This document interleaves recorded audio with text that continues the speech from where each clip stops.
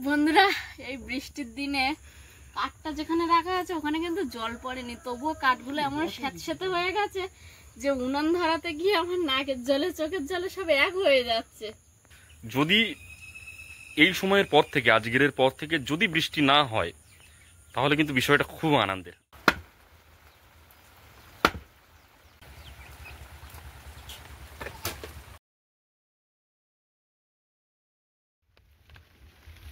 ভিডিওর শুরুতেই আপনাদের সঙ্গে রোজই কিছু না কিছু তো কথা বলি, কিন্তু আজ কোনো কথা নয়, শুধু দেখুন আর অনুভব করুন।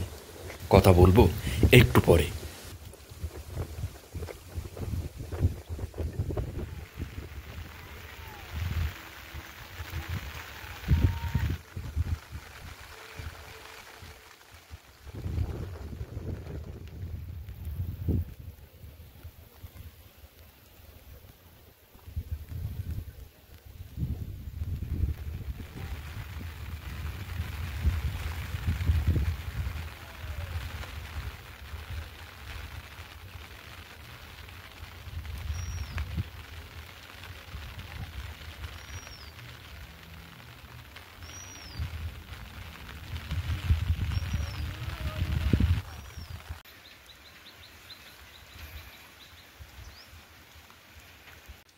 নমস্কার, আপনারা সকলে ভালো আছেন তো? সাথী বিপ্লব ব্লগের আরো একটা সম্পূর্ণ নতুন পর্বে নবাগত এবং পুরাতন সকল দর্শক বন্ধুকে জানাই অনেক অনেক স্বাগত।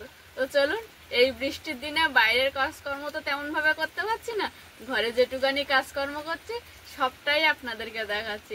আর এখন আমি হচ্ছে চিংড়ি মাছ, ছোট ছোট চিংড়ি মাছ পেয়েছে মা পুকুরে, সেই চিংড়ি মাছগুলো কাটতে বসছি।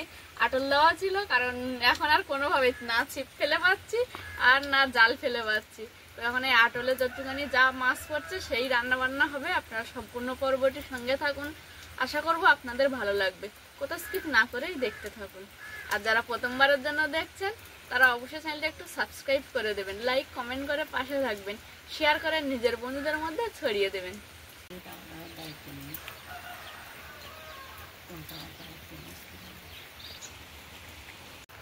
আলু ভেন্ডি ভাতে ভাত। আর কচুর ফুল মতো কিছু দেখলাম তো। হ্যাঁ, কচুর ফুলির মাছ খেতে ভালোবাসে বৌমা, তাই একটু কচুর ফুলির মাছ ভাতে দিলাম। তুমি কখন উঠেছো মা? আমি উঠেছি 5:30টার সময়। কি বৃষ্টি হচ্ছে?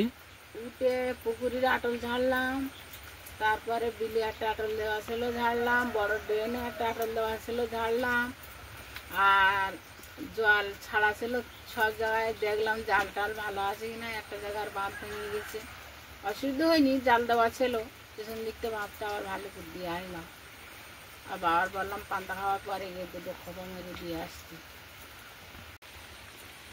এত বৃষ্টি হচ্ছে সারা দিন রাত, মানে ঘড়ির কাঁটা যেমন থামে না, এই আকাশটাও যেন ঠিক তেমনই শুরু করেছে, থামারই আর নাম নেই। মোটামুটি বৃষ্টি মানে বৃষ্টি হয়েই যাচ্ছে। একটানা যদি 5-6 দিন ধরে বৃষ্টি হয়, 4টে লোক জিনিসপত্র কোথায় মেলবো? আর তার সঙ্গে তো জ্বর সর্দি কাশি আছেই প্রত্যেকেরই ঘরে ঘরে।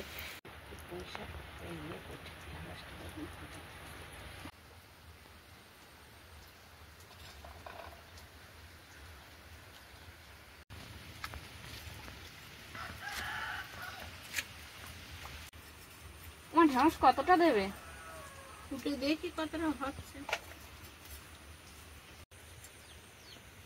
তোমার ভাত কম খাবে? একটু পরে খাবো বাবা, মাছগুলো কেটে নি।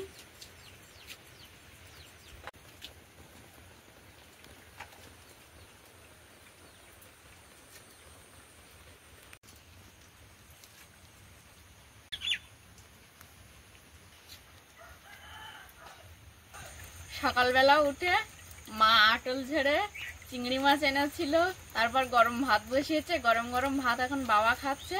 আমি সেই মাছগুলো কেটেছি, কেটে এখন মোচা দিয়ে রান্না হবে চিংড়ি মাছগুলো। তা মোচা পাড়তে যাবো এবার, আমি তো অত দূর হাতে পাবো না, তো বিপ্লব বাবু এখন মোচাটা কেটে দেবে। চলো একটু কেটে দাও মোচাটা। চলো চলো।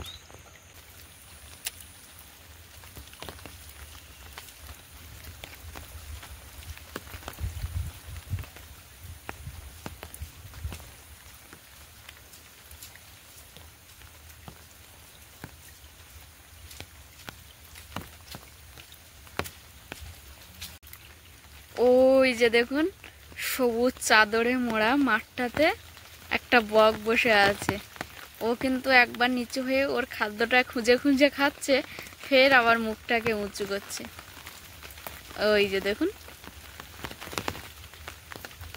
আর এই যে প্রকৃতির সঙ্গে পুরো আমাদের এই ফাঁকা মাঠটা মিলে গেছে আস্তে আস্তে সবুজ চাদরে আবরণ দিয়ে। আবার একটা সময়ের পরে এই মাঠটা কিন্তু ফাঁকা হয়ে যাবে। আর ওই যে দেখুন একটা সাদা বক উড়ে যাচ্ছে। এটা আমাদের সেই বাড়ির পুকুর, পুরো জলে পরিপূর্ণ হয়ে গেছে। দেখুন পুরো বাঁধের কানায় কানায় জল চলে এসছে। আর এই যে এইখানে এই যে ড্রেনটা, এটা দিয়ে জলটা বাইরে মাঠে বেরিয়ে যায়। এই যে নাড়া ঝাঁপানো দেখছেন, ওর নিচে কিন্তু মা আটল দিয়ে রেখেছে যেন মাছগুলো বেরিয়ে না যেতে পারে। আর যে ছোট ছোট মাছগুলো আছে ওগুলো কিন্তু আটলে আমরা ধরছি। আর ওই যে বাইরেও আরেকটা আটল দিয়ে আছে মা, জলটা বেরিয়ে এই যে মাঠ দিয়ে সোজা ওই বড় পুকুরের ওপারে ড্রেন আছে, ওখান থেকেই চলে যায়। আর ওই যে আমি একটু আগে এসে আপনাদেরকে মাঠ জলাশয় এগুলো দেখাচ্ছিলাম, আর বিপ্লববাবু কিন্তু পরে আসছে ওই মোচাটা কাটবে বলে। এই যে হ্যাঁ, এই মোচাটা খাওয়ার পরেও এখনো আমাদের বাড়িতে প্রচুর কলার কাঁদি পড়ে আছে, 3টে এখনো আছে। আমার তো মোচা ভীষণ ভালো লাগে। আর সেই সঙ্গে সঙ্গে বিপ্লববাবু আগে মোচা পছন্দ করতো না, কিন্তু এখন বেশ ভালো খায়।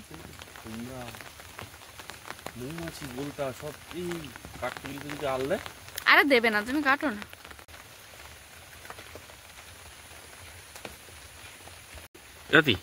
হাল দেবে না তো?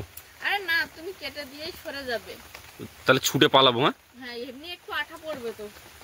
মোচার গায়ে কয়েকটা বলতা ঘুরঘুর করছে, তাই বিপ্লববাবু কিন্তু আলের ভয়ে কিন্তু অনেকটা দূর থেকে আছে, আর কেটে দিয়েই ছুট মারবে। কাটো।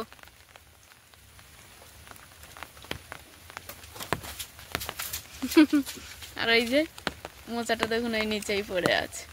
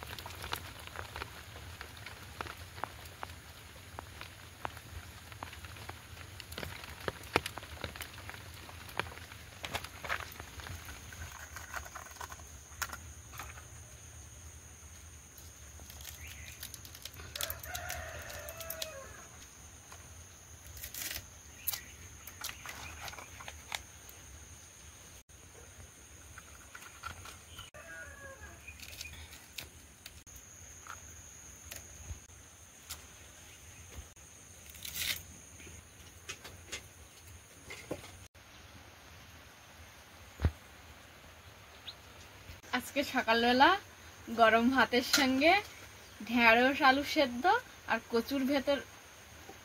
কচুর ফুলের ভেতরে যে মাছটা থাকে সেই মাছ ভাতে খাওয়া হবে।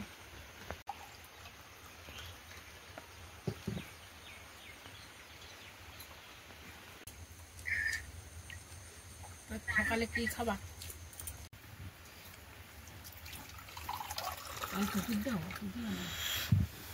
ওষুধ খাও।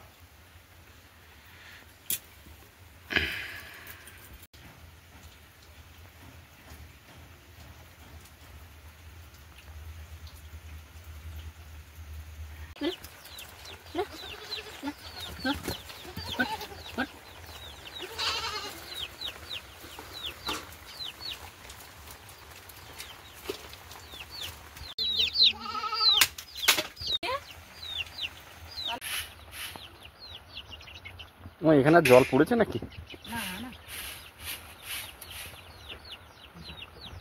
বাসাগুলো কিন্তু বড় হয়েছে, আমি দেখলাম। বড় হয়েছে তো বাইরে না কি করবো, মানুষই ভালো করে বাইরে বেরোতে যাচ্ছে না তো ওরা আর কি করে বেরোবে।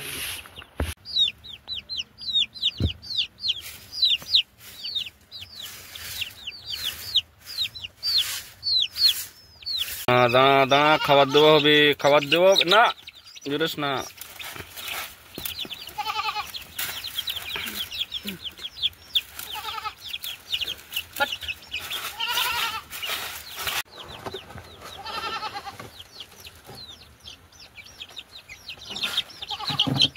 আস্তে আস্তে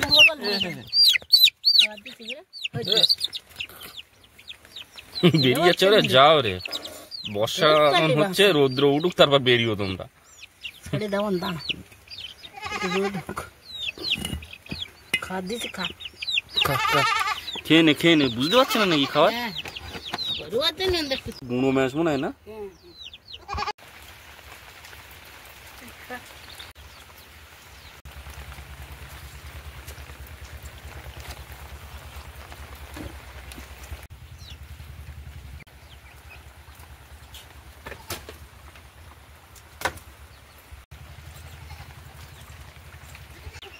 প্রতিদিন যখন স্বাভাবিক দিন থাকে সেই সময় আমরা সকালবেলা উঠে আগে ছাগল মুরগি সবার খাবার দেওয়া বার করে দেওয়া এগুলো করে থাকি।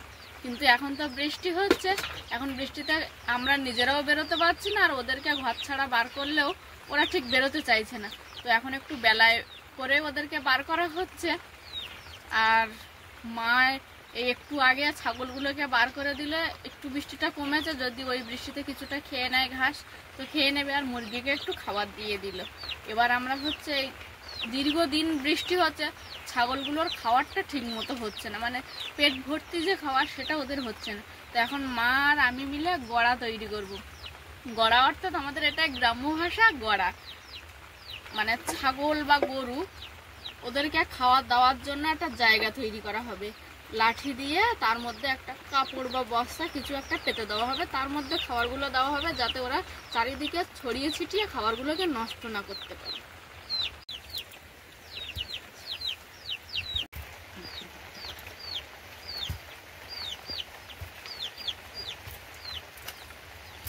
আর একটা নেক্সট বলে আমার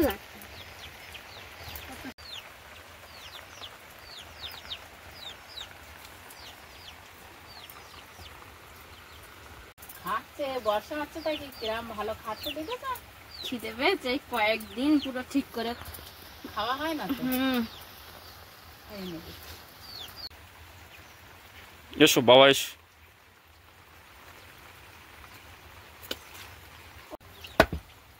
মা আর আমি মিলে লেগেছিলাম কাজটা করতে, বাবা আর ঘরের মধ্যে থাকতে পারলো না, এসে বলছে এইভাবে করে নাকি হচ্ছে না বলে, এবার বাবা আস্তে আস্তে ঠিক করে জিনিসটা বানিয়ে দিচ্ছে। এখন এই সাল তুই রান্না বসা হয়ে যাও, আর আমি দুটো খড় এনে দিচ্ছি, ওই ঘরেতে খড় কষা বটি এনে খড় দুটো কুচি রেডি করতে রাখবো, করে দেবো নিজে। যাই তাহলে আমি রান্নার কাজে যাই, বাবা আর মা মিলে কাজটা করুক।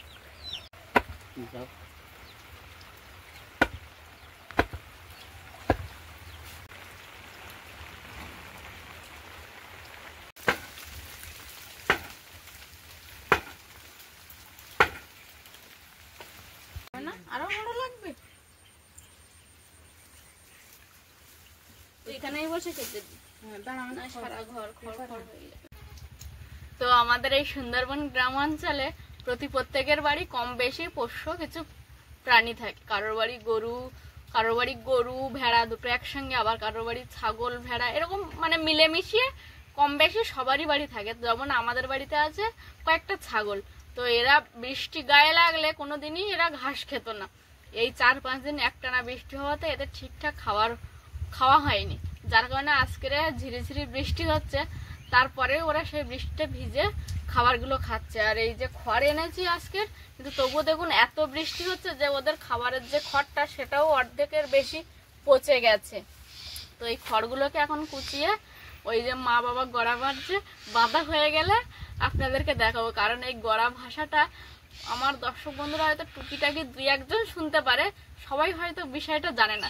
যখন আপনারা দেখবেন তখন বুঝতে পারবেন যে জিনিসটা কি। সব পোষ্য প্রাণীরা কিন্তু আবার খড় খায় না, যেমন গরু, ও কিন্তু সবসময় খড় খেতে পছন্দ করে, কিন্তু ছাগল কিন্তু সবসময় খড় খায় না। আর এবার আমাদের বাড়ির যে ছাগলগুলো আছে ওরা ফ্যান, আটা, রুটি, তারপরে হচ্ছে খড়, সবকিছুই ওরা খায়।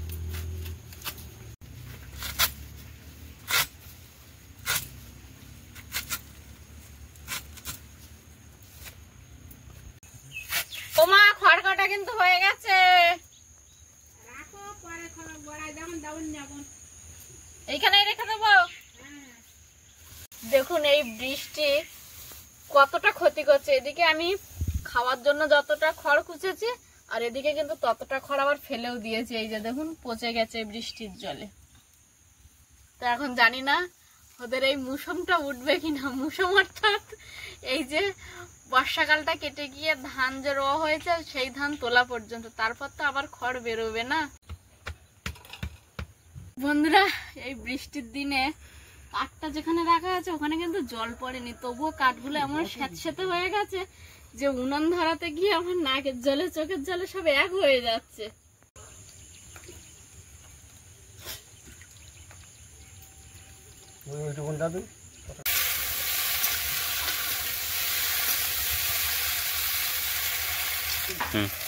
এই দিয়ে আবার সেলাই করবো। আচ্ছা, আর বাঁচি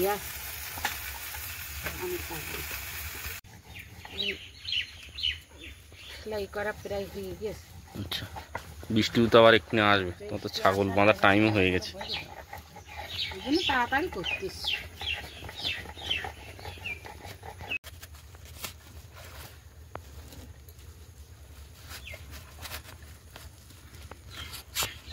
আমার আগে যে ছাগলগুলো ছিল না, এরকম করে ডাকতাম, আর এরকম আবার পাইলে যদি বাইরে বেরিস তা মাথা দিয়ে এরকম ডাকতাম। আমাদের ছোট ছোট 5খানা মুরগির বাচ্চা আছে। আজকের একটু বৃষ্টি কমে যেতে ওদেরকে একটু ছেড়ে দেওয়া হয়েছে। এখানে একজন, ওই যে দুজন, আর ওই দিকটা আছে আরো দুজন। এই যে এখানে আর ওই গাছের আড়ালে একজন আছে। মা, তোমার কত দূর হলো? আর এরা সবাই এখানে খাচ্ছে। ঘাস একটু হয়েছে, কিন্তু পায়ের দিকে জল থাকার কারণে এদের একটু খেতে অসুবিধা হয়। মানে এদের গায়ে জল লাগলে এদের একটা অসহ্য ভাব হয়, ছাগলের এটা ধর্ম। তো এই জায়গাটা একটু উঁচু, যার কারণে এরা একটু উঁচু জায়গায় দাঁড়িয়ে ঘাসগুলো খাচ্ছে।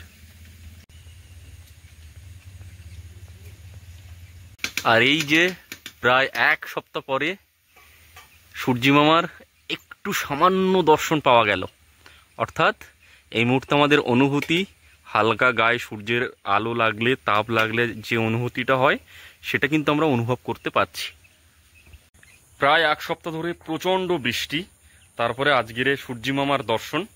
যদি এই সময়ের পর থেকে, আজকের পর থেকে যদি বৃষ্টি না হয়, তাহলে কিন্তু বিষয়টা খুব আনন্দের আমাদের কাছে, এবং মনে হয় সকলের কাছে খুবই আনন্দের। না নড়িবে না সারচিত্র, না নড়িবে অঙ্গ, উদ্ভট্ট তালে নাচো তো দেখি, ও গোড়া নাচো তো দেখি।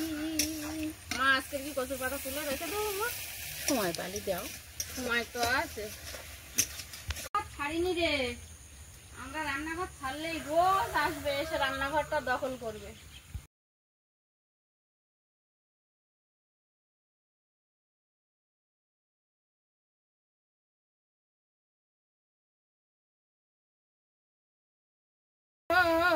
খেতে দাও, খেতে দাও, তোমার গৌর আপন হলো, আমরা বুঝি কেউ হলাম না। সারা নিশি কীর্তন করে মা গৌর এলো ঘরে গো, খেতে দাও, খেতে দাও। এবছর যাবে? প্রিয় দর্শক বন্ধু, আপনাদেরকে একটু আগে জানালাম সূর্যি মামার দর্শন পাওয়া গেছে। একটু আনন্দ হচ্ছিল, কিন্তু বিশ্বাস করুন কোনো আনন্দের ঘটনা নয়। আবারও কিন্তু মেঘ হচ্ছে, আবারও টুপটাপ করে বৃষ্টি পড়া শুরু হয়েছে। সুতরাং ওয়েদারটা কিন্তু এখনো কাটেনি। ও মা, আবার তো বৃষ্টি ফুটি গেছে, ছাগল তুলে দিয়ে একেবারে ঘরে। আজকে কিন্তু আমরা নতুন গড়ায় ছাগল বাঁধবো।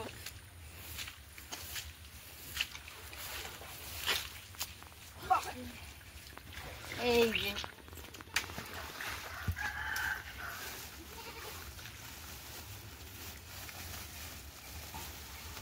কোচানো খড়গুলো গড়ার মধ্যে দিয়ে দিচ্ছি। অত খড় লাগবে না। হ্যাঁ, ফেলে দাও। আবার স্নান করবে তুমি? না না, এটা কি আটা তোমার? আটা আটা আটা। আচ্ছা, এই খড়ের সঙ্গে আটা দিতে হবে। ছাগলে খাবে। আর একটু দাও আটা। বর্ষাকালে কত রকম ভাবে ছাগলকে খাওয়াতে হয় বলো মা? বাবা গড়াটা তৈরি করছিল, তখন এসে আমি রান্নায় বসছিলাম। এখন আমার রান্না হয়ে গেছে। এবার রান্নার কাজে যে ব্যবহার করেছিলাম বাসনগুলো এখন ধুতে নিয়ে যাচ্ছি।